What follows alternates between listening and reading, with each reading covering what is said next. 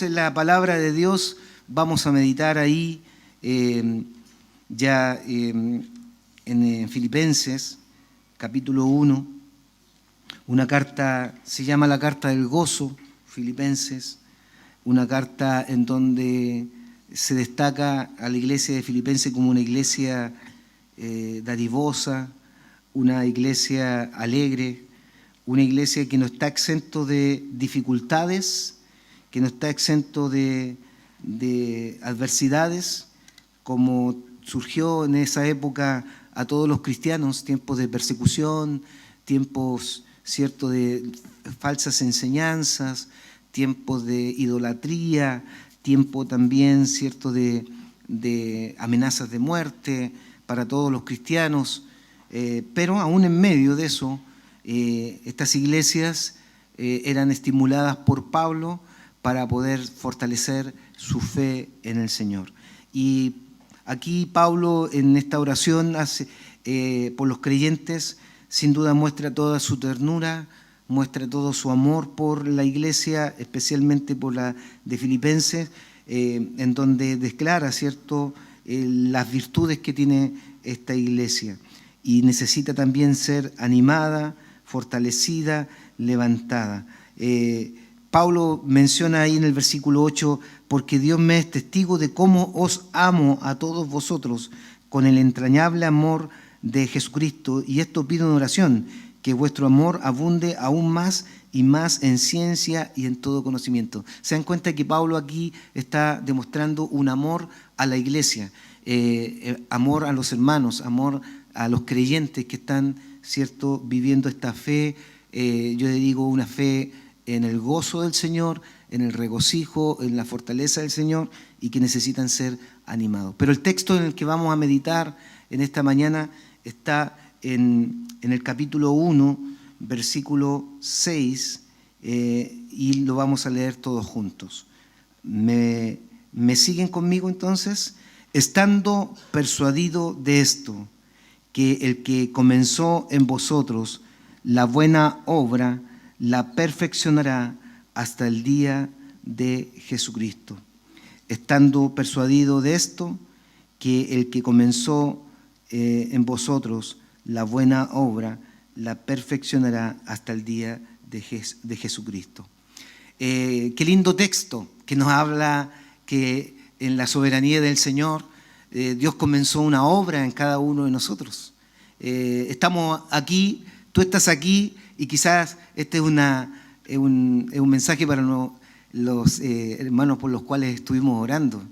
No es coincidencia que ellos hayan llegado acá, porque de alguna forma, o los amigos nuevos que están llegando hoy día, no es coincidencia que ustedes estén acá, porque yo creo que en la voluntad del Señor Dios inquietó tu corazón, Dios colocó el sentir de venir a esta iglesia y venir a escuchar palabra de Dios. Y eso habla de que Dios se está moviendo en nuestras vidas.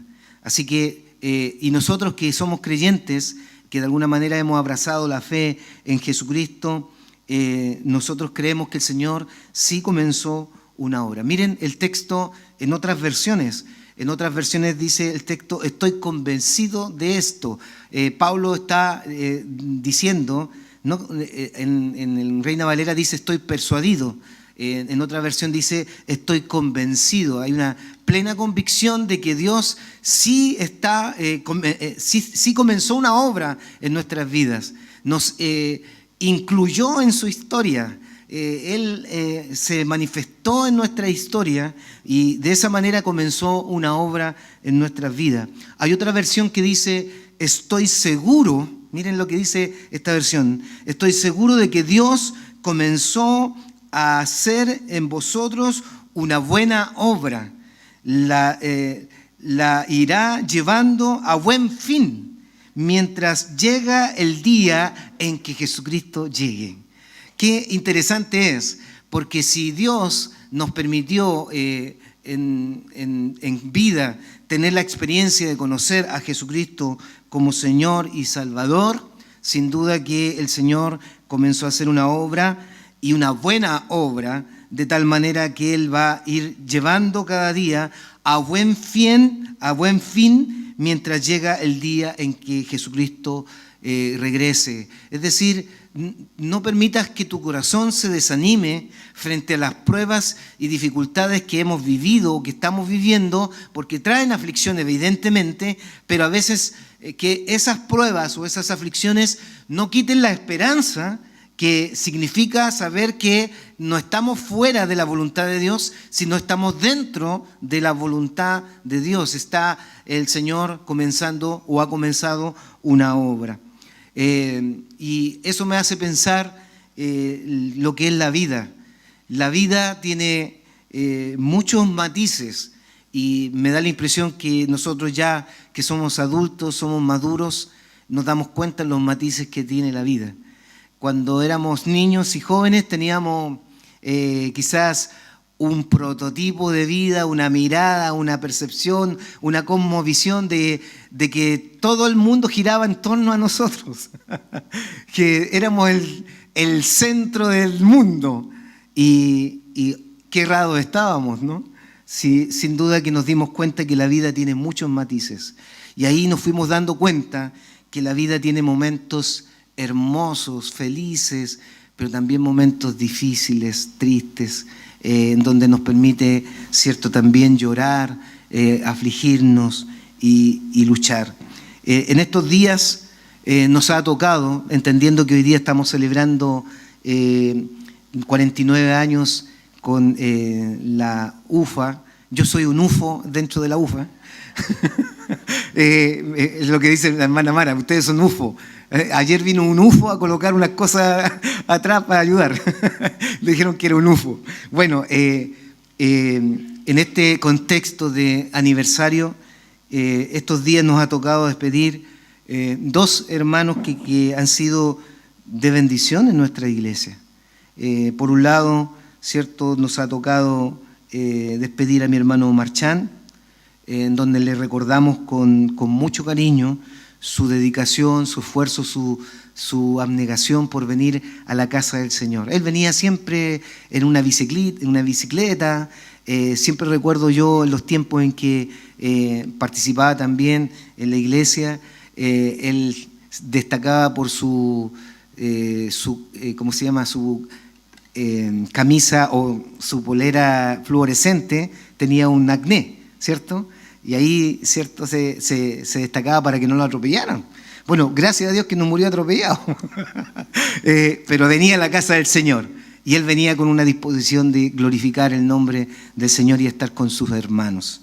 Pero también en este tiempo y en el contexto de la UFA nos ha tocado despedir con, yo diría, con mucha gratitud también al Señor por mi hermana Elsa Fajardo. Ella parte de la presencia del Señor en medio de enfermedades que llegan, ¿cierto?, por la edad, 92 años, toda una vida, ¿cierto?, toda una vida sirviendo y también dedicándolo al servicio del Señor. Esto nos habla, hermanos, que hemos estado reflexionando en estos días en torno a la vida y a la muerte. Nos habla que la vida tiene un comienzo y tiene un fin aquí en la tierra. La vida tiene un comienzo y tiene un fin. Tú no eres la guinda de la torta. Tú no eres el centro del mundo. Tú no eres el florerito que dicen por ahí, que es digno de admirar. Sí, nos debemos estimular y admirar unos a otros, pero qué importante es reconocer que en esta vida que tiene muchos matices, la vida tiene un comienzo y la vida tiene un fin aquí en la tierra. Y fíjense, acá habla justamente de esto, del tiempo, estando persuadido de esto, que el que comenzó en vosotros ¿cierto?, la buena obra, es decir, hay un tiempo en que Dios intervino en nuestras vidas. Hay un tiempo en que Dios quiere intervenir en tu vida. Y hablando en el contexto de familia, tenemos que creer que hay un tiempo en que Dios también intervendrá en aquellos con los cuales nosotros estamos pidiendo, ¿cierto?, un milagro de salvación, un milagro de restauración, un milagro del poder de Dios obrando en mi hogar, en tu hogar. Porque si yo les pregunto, ¿qué es lo más importante para ti?, no hay duda que ustedes van a decir mi familia. Y no hay duda que ustedes cuando se levantan, ¿cierto?, y trabajan en el día a día, no lo hacen por ustedes, lo hacen por su familia. Ustedes se ganan el pan con el sudor de su frente porque aman a su familia, porque quieren el bienestar de su familia. Y cuán importante es entender que la familia tiene bienestar en toda su plenitud cuando no solamente tiene cosas materiales, no solamente tiene cosas físicas estables, sino cuando el Espíritu de Dios llega a la vida de cada corazón. Eso nos hace dormir confiados y tranquilos. Pero cuando aún hay vidas que no están con el Señor, inquietan nuestros corazones. Hay aflicción. Y hay una permanente oración delante del Señor. Bueno, creamos en esta figura, en esta promesa o en esta palabra y en esta exhortación que hace Pablo. El que comenzó la buena obra será fiel en completarla. No demos por terminado el tiempo de aquellos que han endurecido sus corazones. No lo demos por terminado, porque el Señor es el único que tiene la última palabra para tocar las vidas y los corazones de aquellos que amamos y también bendeciendo a nuestras familias. La vida tiene un comienzo y la vida tiene un final aquí en la tierra. Hay un cantante que no lo voy a cantar porque sería un sacrilegio cantarlo aquí, pero hay un cantante y ustedes se van a acordar al tiro, que tiene una frase que llama la atención. Dice este cantante, y lo repite varias veces, dice: me olvidé de vivir. Y después dice nuevamente: me olvidé de vivir y ir. ¿Cierto? Y después dice: me olvidé de vivir y ir y me olvidé de vivir. La pregunta es si realmente en vida puede ser que en este ritmo de vida, en este ritmo en el que estamos, en la cotidianidad, en las exigencias, en la lucha de poder siempre traer el bienestar a nuestras casas, ¿no será que en este ritmo que hemos entrado a lo mejor nos hemos olvidado de vivir? Nos hemos olvidado de vivir sabiendo que el verdadero sentido, quien le da verdadero sentido a nuestra vida es Cristo. Sabiendo que el que le da realmente una belleza a nuestro andar diario, al caminar, al disfrutar lo que Dios nos da, al poder también reconocer que todo viene de Dios, es el Señor en nuestras vidas. Porque aquel que se olvida de vivir es que simplemente está pensando en sobrevivir en el fondo. Pero el que se olvida de vivir, obviamente, no tiene la experiencia de encontrarse o de tener un encuentro con el Señor. Porque sí, es verdad, el Señor le da sentido a nuestras vidas. El Señor incluso nos dice claramente: en el mundo tendréis aflicción, pero confiad, yo he vencido al mundo. Dios es sincero, Cristo es sincero con nosotros en mostrarnos que la vida no es de color de rosas, que la vida tiene matices y que esta vida también tiene momentos de aflicción. Pero si hay una promesa maravillosa que Dios nos dice, que dice: en el mundo tendréis aflicción, pero confiad, poner mi fe en mí, seguirme a mí, poner tus ojos en mí, porque es allí donde vamos a ver la bendición y la bondad del Señor. Ojalá que, aunque pareciera ser linda la melodía, no sea nuestro sentir que nos olvidamos de vivir. Puede ser que los matrimonios a lo mejor se van a mirar a los ojos los dos y puede ser que llegue la conclusión: oye, nos olvidamos de vivir. Hemos entrado a un ritmo en donde ni siquiera nos salimos, que es un desafío para nosotros los pastores, que es un desafío también para disfrutar la vida. Me gustó mucho. Son infidencias que cuento yo de familia. Me gustó mucho la bendición que tuvo mi esposa y mi hija este viernes de ir a un concierto de música clásica. Y qué bien nos hace a veces parar, desconectarnos de la cotidianidad, de la rutina del día y hacer cosas diferentes. Es un desafío para todos, se lo digo yo porque posiblemente uno está rodeado de la vida de iglesia, come iglesia, ama iglesia y todo eso, y a veces, cuán importante también a veces hacer un paréntesis en la vida como para poder también dedicarlo a la familia, también a la recreación, al tiempo también de búsqueda con el Señor de una manera distinta. Nos olvidamos de vivir, ojalá que no sea nuestro cántico. Me olvidé de vivir y ir, ojalá que no sea para ti eso. Quiero invitarles a que busquen Eclesiastés. Eclesiastés capítulo 3 y van a visualizar inmediatamente de qué nos estamos refiriendo cuando hablamos de Eclesiastés capítulo 3, que habla del tiempo, ¿no? ¿Y qué dice Eclesiastés capítulo 3? Miren qué interesante. Todo tiene su tiempo y todo lo que se quiere debajo del cielo tiene su hora. Tiempo de nacer, tiempo de morir, tiempo de plantar y tiempo de arrancar lo plantado. Tiempo de matar y tiempo de curar. Tiempo de destruir, tiempo de edificar. Tiempo de llorar y tiempo de reír. Tiempo de desechar y tiempo de bailar. Tiempo de esparcir piedras y tiempo de juntar piedras. Tiempo de abrazar y tiempo de abstenerse de abrazar. Tiempo de buscar y tiempo de perder. Tiempo de guardar y tiempo de desechar. Tiempo de romper y tiempo de coser. Tiempo de callar y tiempo de hablar. Tiempo de amar y tiempo de aborrecer. Tiempo de guerra y tiempo de paz. Qué interesante estos versículos porque está hablando del tiempo no de Dios. Principalmente está hablando del tiempo del cronos, del tiempo del hombre.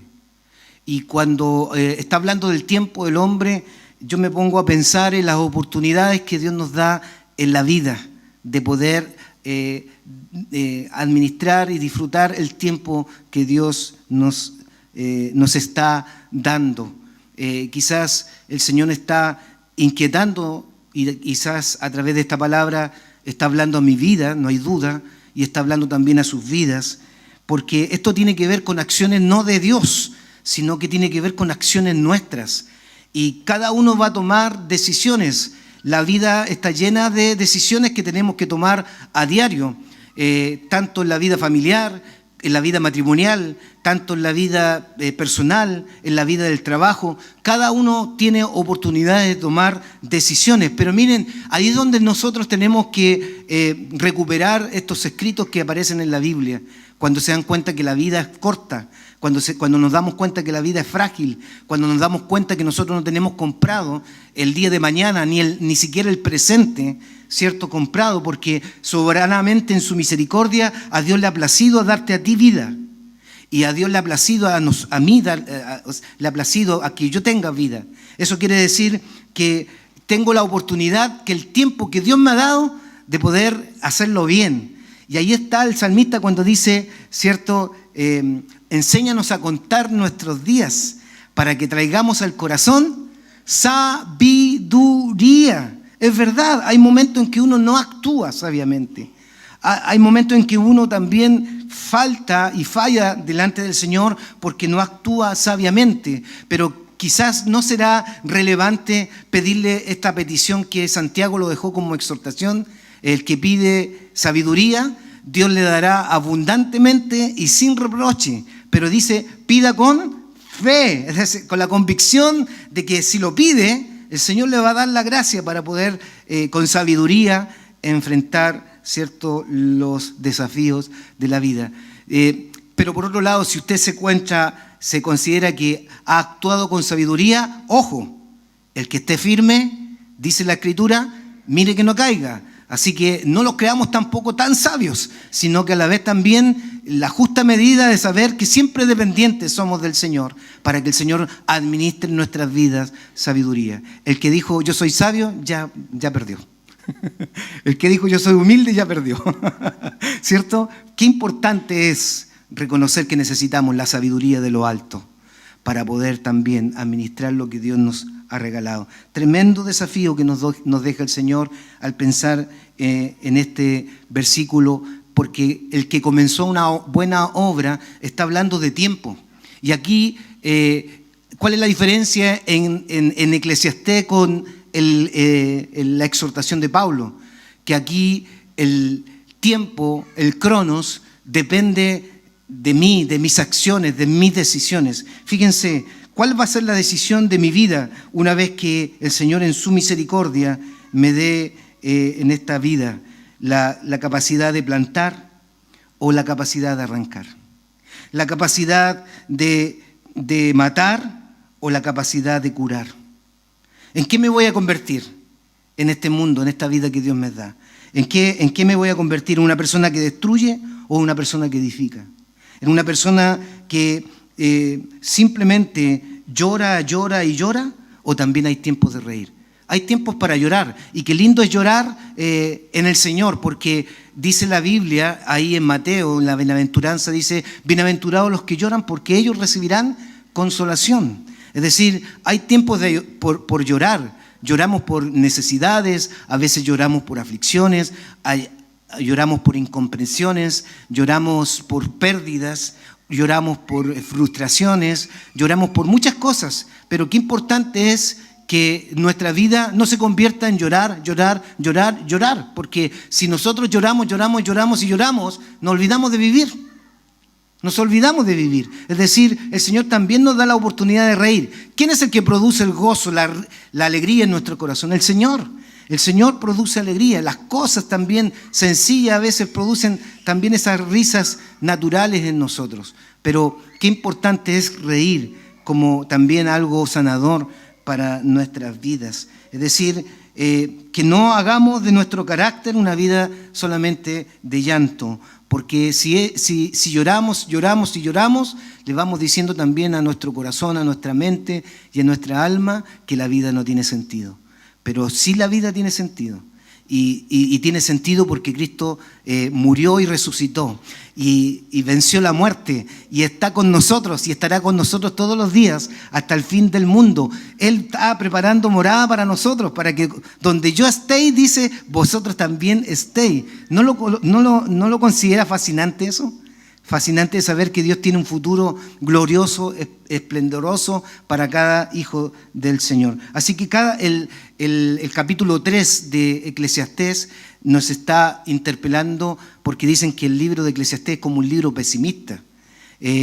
Claro, va a ser pesimista si el Salomón lo está escribiendo ya cuando viejo.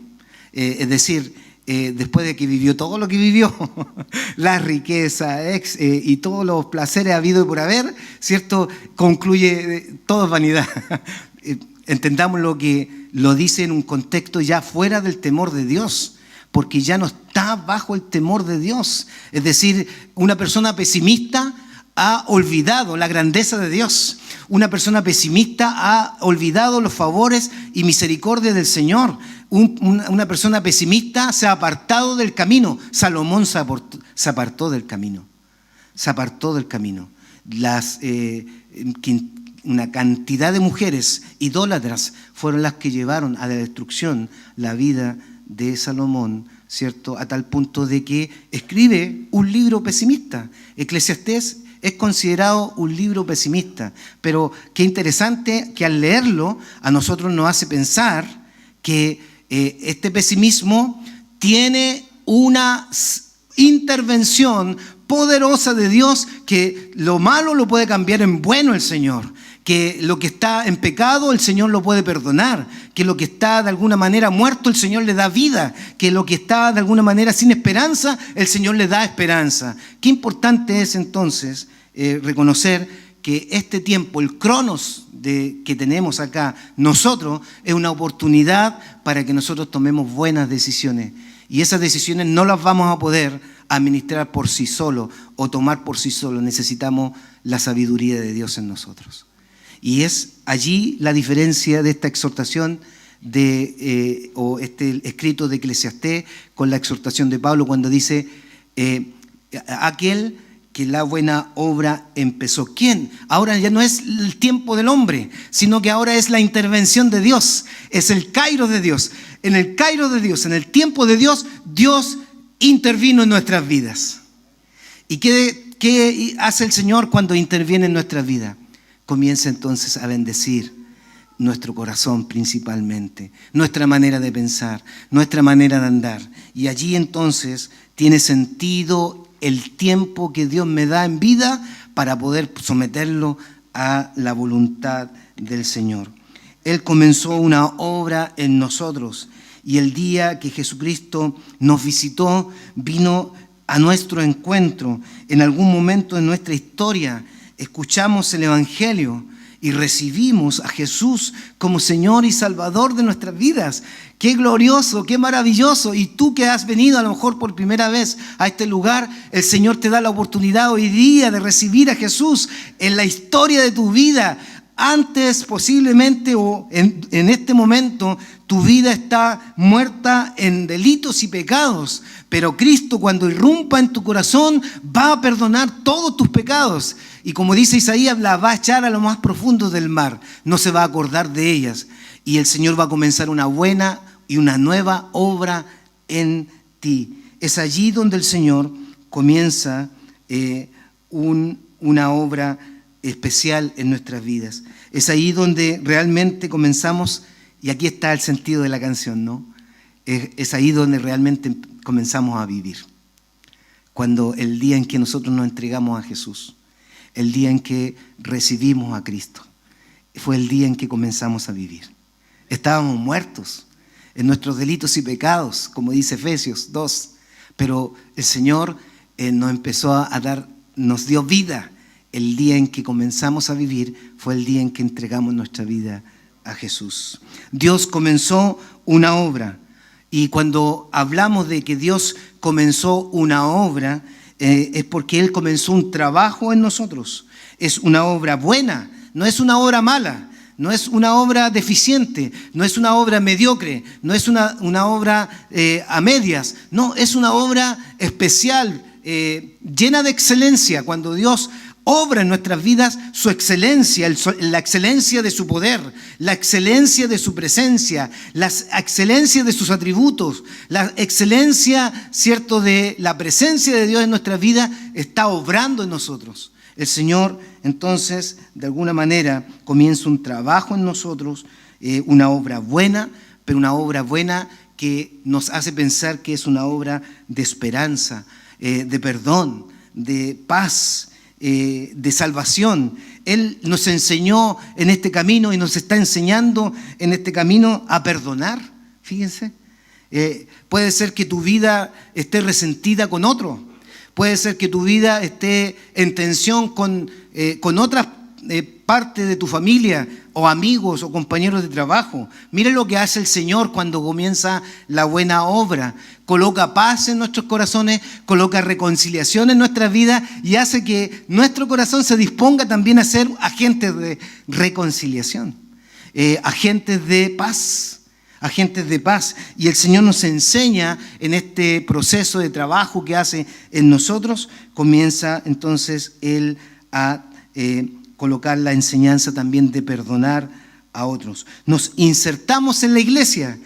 Cuando recibimos a Cristo, dimos el paso de fe, nos bautizamos, entramos a una comunidad de fe. Entramos a una iglesia, allí hicimos de nuestra vida. Ya nuestro tiempo cierto, sin Cristo iba enfocado a no agradar a Dios, sino que iba solamente a satisfacer nuestro yo. Pero cuando recibimos a Cristo, cuando empezamos a ser moldeados por el Señor, a seguir dejándonos trabajar por el Señor, Él colocó también un sentido, y así permita al Señor que también lo haga contigo, un sentido de identidad, de decir, hoy pertenezco a esta iglesia, a la iglesia de Cristo, y nos insertamos en la iglesia e hicimos de nuestra vida y de nuestro tiempo la vida en Cristo, una vida en la iglesia para servirle y para proclamar el Evangelio. Debo ser sincero, si los miro a todos, no todos están en esa línea. Pues posiblemente si los miro a todos, algunos están poco a poco queriendo descubrir qué es la iglesia, ¿Qué es la iglesia? ¿Qué es esto de la iglesia? ¿Qué es estar con los hermanos? ¿Qué es venir los días domingos, levantarme temprano en la mañana? Cuando me acostaba hasta a las 12 me levantaba y descansaba. Y yo decía, me lo merezco, ¿cierto?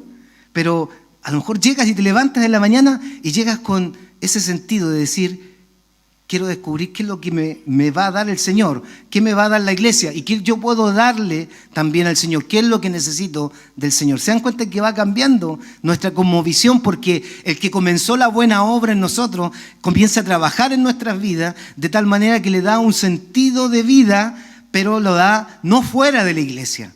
El sentido de vida lo da dentro de la iglesia, porque es allí donde dedicamos también vida y tiempo en Cristo para servirle y también para proclamar el Evangelio de Jesucristo. Dios hizo una nueva criatura en nosotros el día en que nosotros le recibimos. Como dice cierto Corintios, capítulo 5, versículo 17, si alguno está en Cristo, nueva criatura es.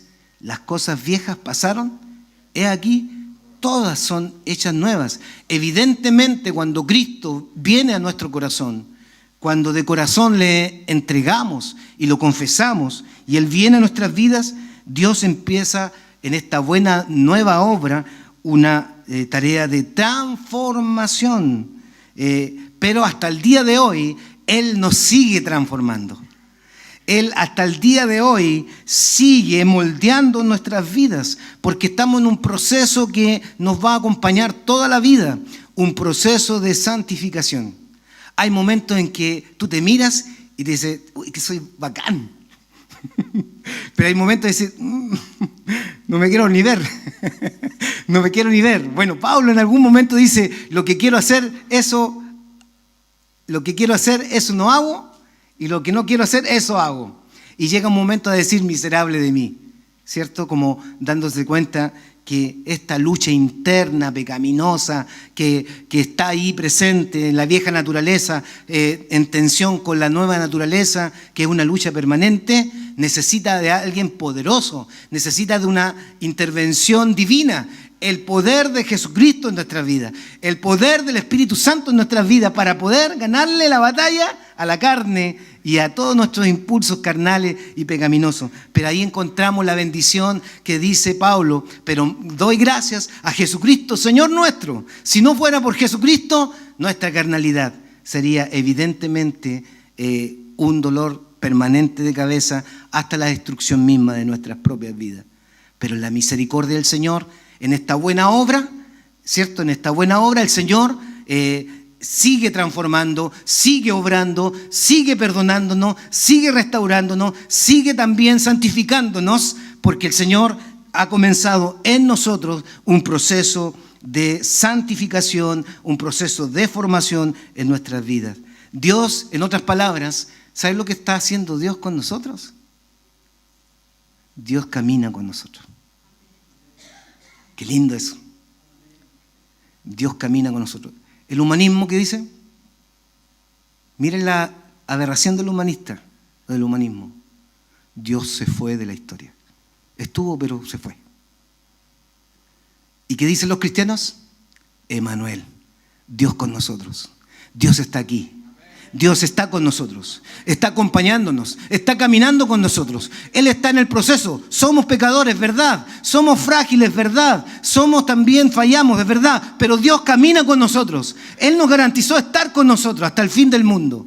Él comenzó una buena obra en nosotros. Dios camina en nosotros. Y este camino de perfección, miren qué interesante, porque este camino es un camino de perfección, de transformación hacia, ¿cierto?, el varón perfecto que le llama la Biblia en Efesios, capítulo 4.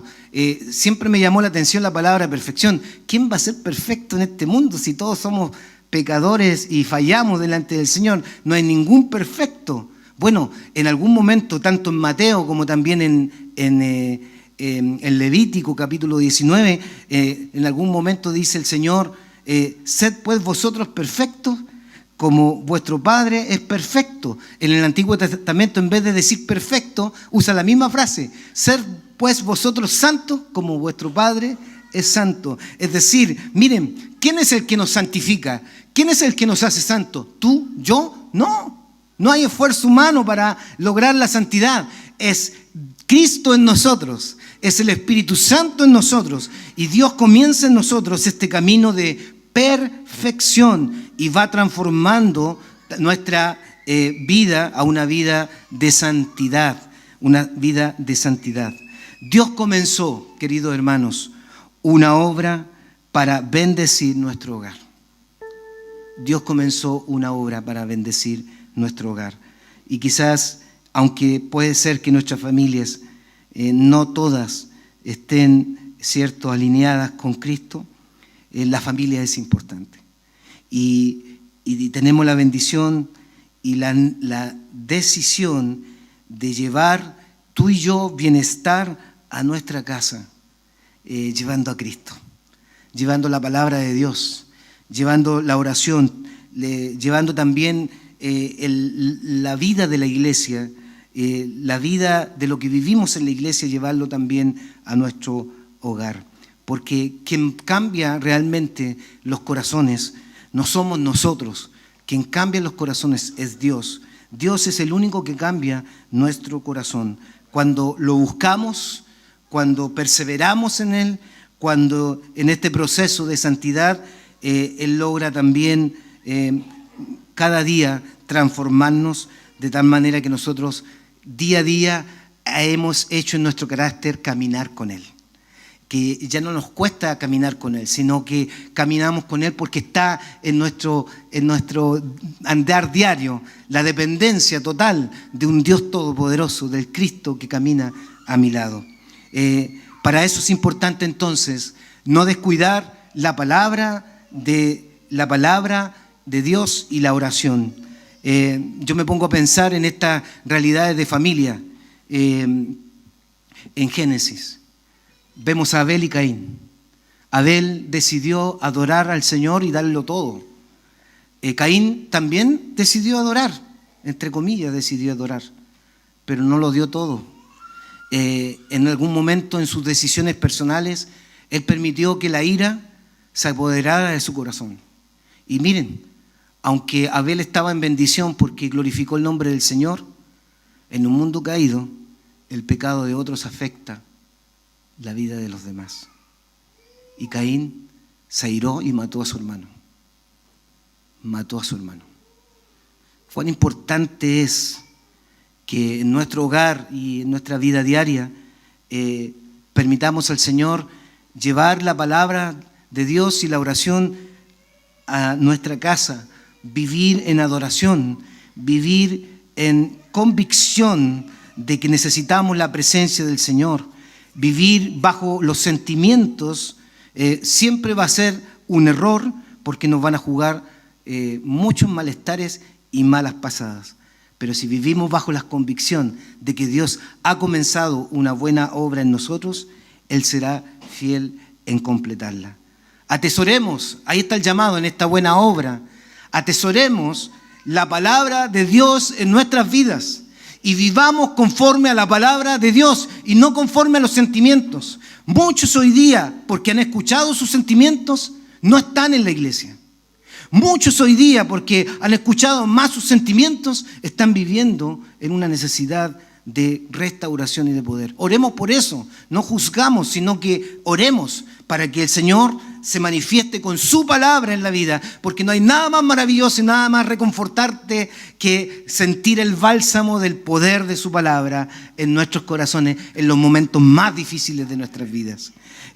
Los sentimientos son importantes a la hora de manifestar amor, cariño, afecto y también alegría, tristeza y todo aquello, pero qué terrible es si los sentimientos nos gobiernan, si los sentimientos de alguna manera provocan decisiones que tarde o temprano nos van a llevar a vivir momentos tan difíciles en la vida. Cuán importante es la dirección del Espíritu Santo, la guía del Espíritu Santo para tomar las buenas decisiones que Dios nos quiere entregar en esta manera de vivir. A través de su comunión con Él, entonces, es donde vamos descubriendo que Dios está guiando esta buena obra en nosotros. A través de esa comunión con Él es que realmente estamos percibiendo que Dios nos está guiando, Él nos está acompañando, vamos tomados de su mano. A veces no queremos sacar la mano. ¿Se acuerdan cuando era chiquitito o nuestros hijos cuando eran pequeños? ¿Cierto? En algún momento la tendencia es ser independiente y sacaba la mano y él quería ir donde él quería y uno le tomaba la mano. Bueno, y esa independencia hace que entonces nos lleven a tomar malas decisiones. Dependemos de Él. Y como dependemos de Él, necesitamos estar en comunión con Él. Dejemos que Él nos perfeccione. Dejemos que Él siga preparándonos para hacer defensa de la fe. En estos tiempos son defensa de la fe. Usted escuchó la cuenta pública del presidente, desafiando a toda la iglesia cristiana cristocéntrica, desafiándolo, simplemente desafiando nuestra fe. Nosotros creemos que Dios es el Dios de la vida y nosotros creemos que es el dador de la vida y que el único que tiene autoridad para quitarla, ¿cierto?, en nuestro mundo. Y hoy día nos están impulsando y nos van a impulsar nuevamente a conversar el tema de la ley, ¿cierto?, del aborto, ¿cierto?, para de alguna manera darle libertad a matar un niño o una vida inocente con o sin autorización de aquellos que son nuestros líderes. Queridos hermanos, nos tenemos que preparar en este camino de la buena obra que Dios comenzó. Nos tenemos que preparar para hacer defensa de la fe. Hay una clase que hacemos en torno a esa defensa de la fe. Búsquenla, apréndanla, porque necesitamos llenarnos de la presencia de Dios, de la palabra de Dios, para hacer defensa de la fe. Cuando hablo de la defensa de la fe, no es pelear con las personas, sino que es mostrar con autoridad, con convicción, con la gracia de Dios, de que la vida sí es digna de vivirla en Jesucristo, en el poder de Dios y con el amor de Dios podemos vencer toda aflicción y lucha. Por lo tanto, debemos prepararnos también para hacer defensa de la fe en este camino de persecución ideológica que estamos recibiendo como iglesia. Voy terminando. Frente a la hostilidad que vivimos o estamos en este mundo, debemos seguir a Cristo, debemos amar a nuestras familias y parte de la familia nos puede rechazar también. Si uno ve a Jesús, su familia le rechazó. Si uno ve, es cierto, su propia vida, puede ser que por seguir a Cristo tú estás constantemente en cuestionamiento por la familia, que no tiene a Cristo. Y vamos a tener también esa barrera que posiblemente va a ser todo un desafío de dejar que el Señor nos guíe en esta buena obra para que perfeccione y nos dé la gracia para poder enfrentar la hostilidad de nuestra propia familia, porque estamos profesando a Cristo. Pero por otro lado, en esta buena obra, el Señor también nos disciplina. Es decir, cuando tú fallas delante del Señor, cuando tú te das cuenta que no caminas por el camino correcto, no hay duda que también está la disciplina, es parte del camino de perfección. Y muchas veces Dios nos disciplina de muchas formas, a través de pruebas que la vida nos presenta para moldear un aspecto de nuestro carácter que necesita ser sometido al señorío de Jesús. Así que también la disciplina es parte de este camino de la buena obra del Señor. Y fíjense, aquí está el desafío para todos los hermanos que hoy día posiblemente se están dando cuenta que no están sirviendo al Señor. Esta buena obra te invita a que tú, a través del servicio, también seas transformado y moldeado por el Señor. Estamos dando la bienvenida, ayer estuvimos dando la bienvenida a un buen grupo de hermanos que son van a ser nuevos miembros de nuestra iglesia, que llegaron de distintas ciudades. Y hablábamos justamente de las oportunidades que tienen ahora de ser miembros, de poder servir al Señor con sus vidas, con sus talentos, con sus dones. Y de esa manera nosotros podemos ver que la vida de servicio es un acto también de gratitud, de adoración y también de formación que el Señor hace a través del servicio. Dios nos perfecciona a través también del servicio. Dios nos perfecciona a través del servicio. Y no hay nada más lindo, hermanos, descúbrenlo. No hay nada más lindo que en la vida espiritual crecer sirviendo. Uno cuando sirve al Señor crece espiritualmente. ¿Quieres crecer espiritualmente? Dispone tu vida a servir y te vas a dar cuenta que vas a crecer espiritualmente. Y por último, Dios nos perfecciona a través de la comunión con otras personas. Llaneros solitarios no sirven en el reino de Dios. Créanme, llaneros solitarios no sirven en el reino de Dios.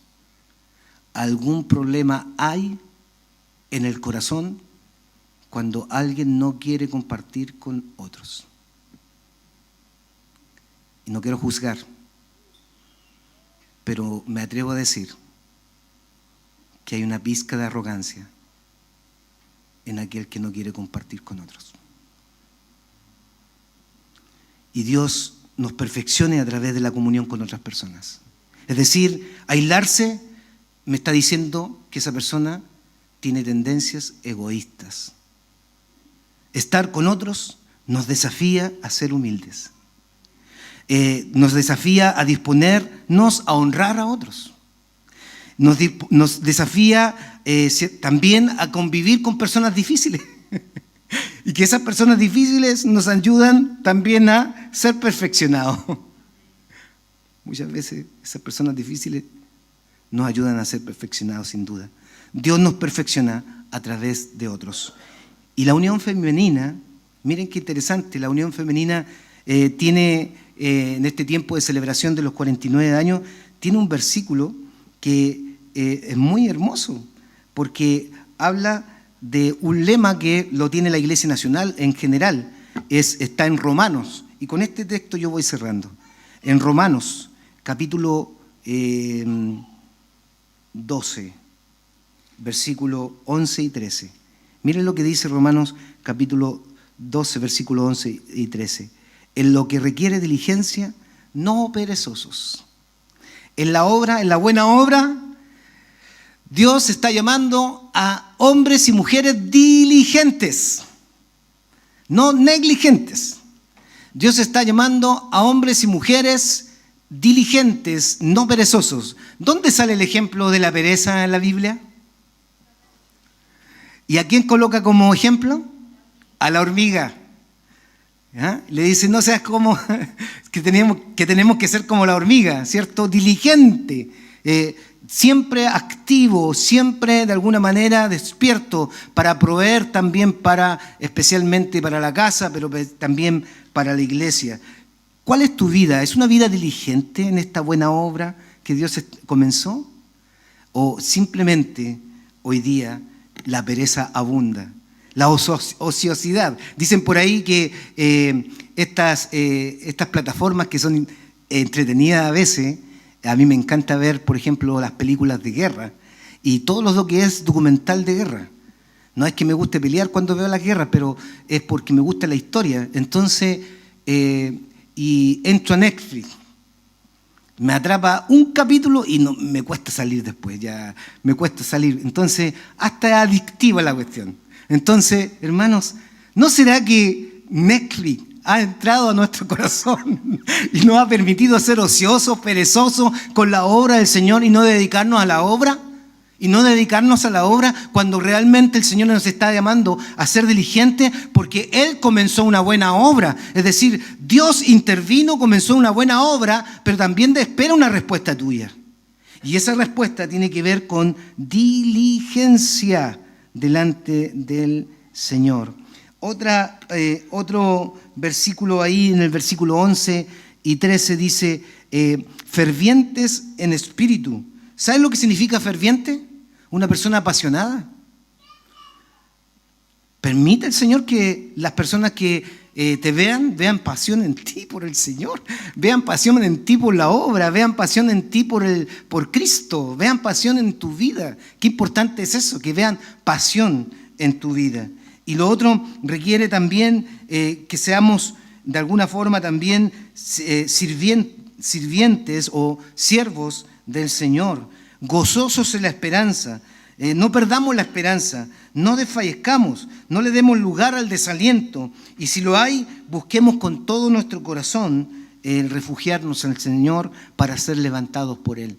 Sufridos en la tribulación, Dios, cantábamos recién ahí, Dios cuidará de ti y por doquier contigo irá. Dios cuidará de ti. Si Dios nos cuida, aún en medio de la tribulación, Él tiene cuidado de nosotros. Si Él comenzó una obra, Él está en control de todo, soberanamente. Tiene esas circunstancias en sus manos, tiene nuestros tiempos en sus manos. Solo nos queda, ¿cierto?, apelar y a pedir a Él por misericordias.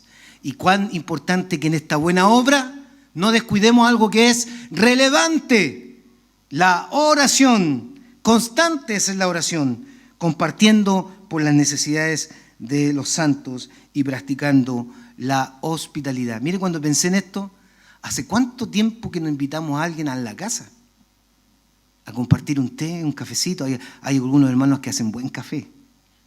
Hay algunos hermanos que hacen buena cazuelita. En fin, ¿hace cuánto tiempo pancito amasado? ¿Hace cuánto tiempo que no invitas a alguien de la iglesia? Hay hermanos que vienen, por ejemplo, quiero decirle, hay hermanos músicos, por ejemplo, Rodrigo. Rodrigo viene de Coyhaique. Solito, aquí. Viene a cantar, a tocar, a adorar al Señor, sirve al Señor.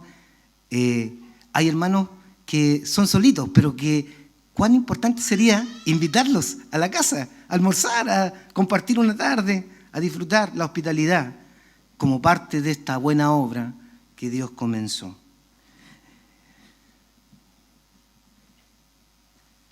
Termino con una frase.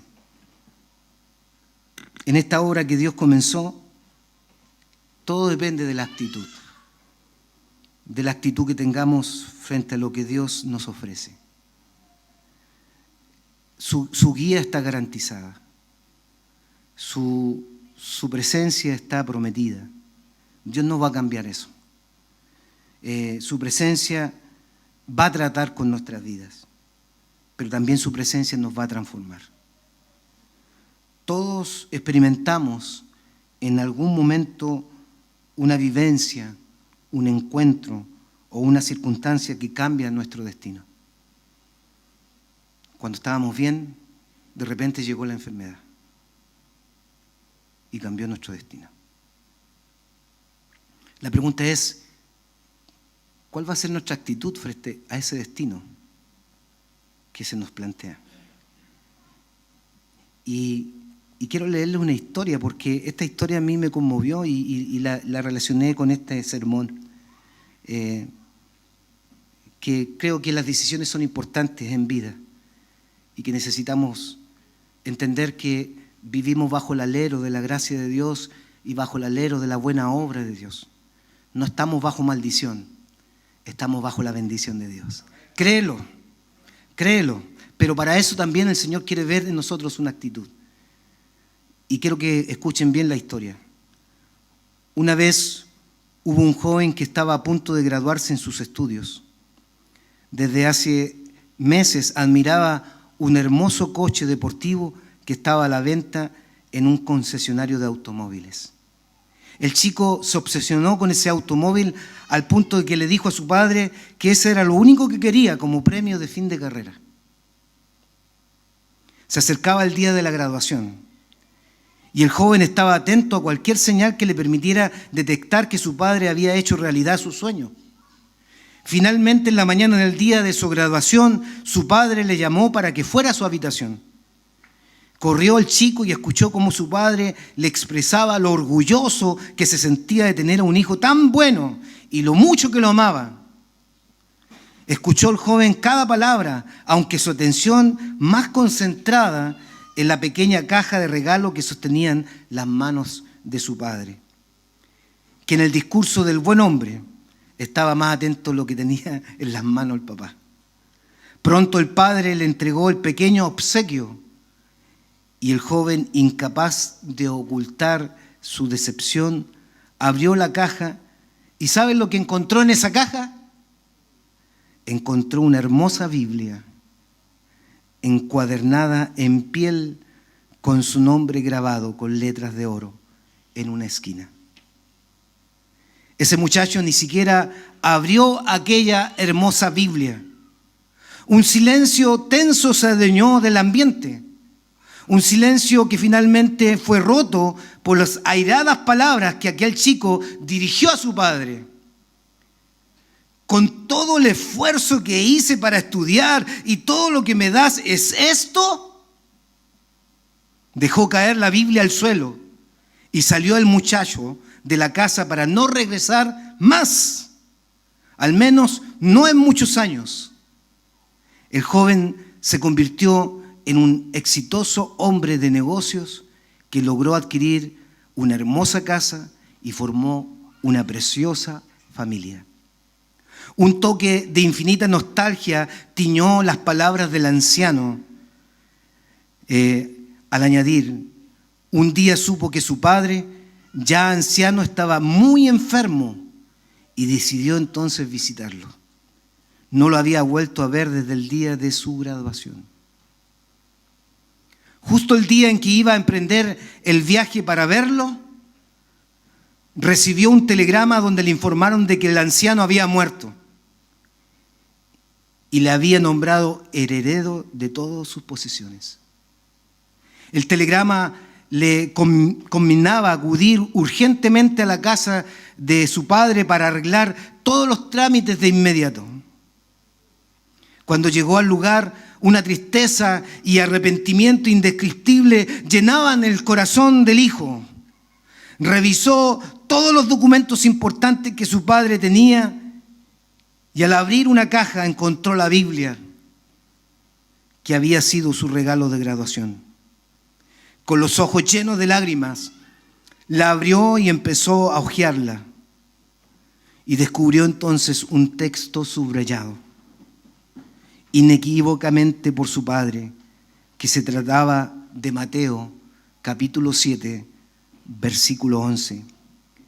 Si vosotros, siendo malos, sabéis dar buenas dádivas a vuestros hijos, cuanto más vuestro Padre dará a sus hijos aquello que le pidan. Incorporó la Biblia para leerlo mejor y en ese momento unas llaves de automóvil cayeron de entre las páginas. Una tarjeta estaba enganchada en esas llaves. Era de la agencia de coches donde él había visto el deportivo que tanto deseó. En el reverso de la tarjeta estaba la fecha del día de su graduación y con letras mayúsculas aparecía la siguiente inscripción: totalmente pagado.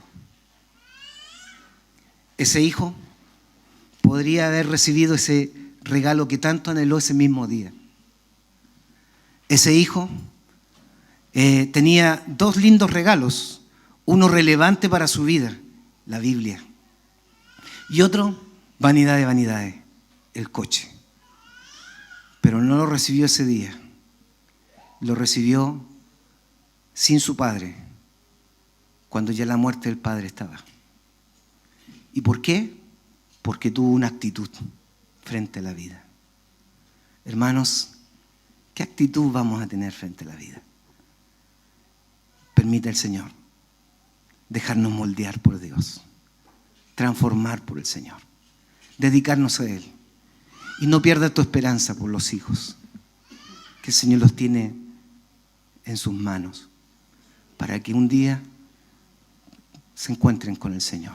Dios tenga misericordia, para que no nos encuentren a nosotros muertos.